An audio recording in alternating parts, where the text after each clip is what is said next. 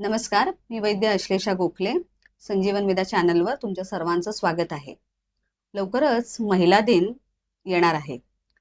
महिला दिनानिमित्त आपण आरोग्यासाठी काही उपक्रम घेणार आहोत.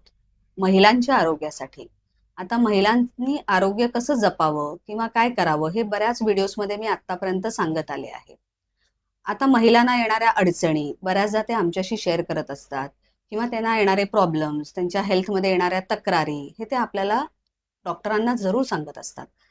पण याच्यातून त्यांनी बाहेर कसं पडावं? आता महिला म्हटल्यावर तुम्हीच विचार करा ना, ते किती गोष्टी करत असतात. घर सांभाळणं आलं, बाहेर जाऊन ऑफिसमध्ये काम करणं आलं, मुलं बाळं सांभाळणं आलं.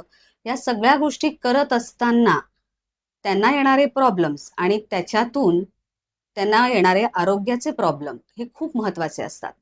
मग अशा वेळेला त्या बायकांनी, त्या स्त्रियांनी, त्या मुलींनी काय करावं?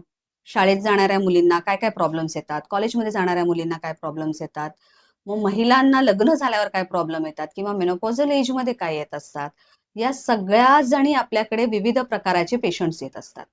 अशाच काही मैत्रिणी माझ्यासोबत आज आहेत, जे आपल्याला त्यांचे अनुभव सांगणार आहेत.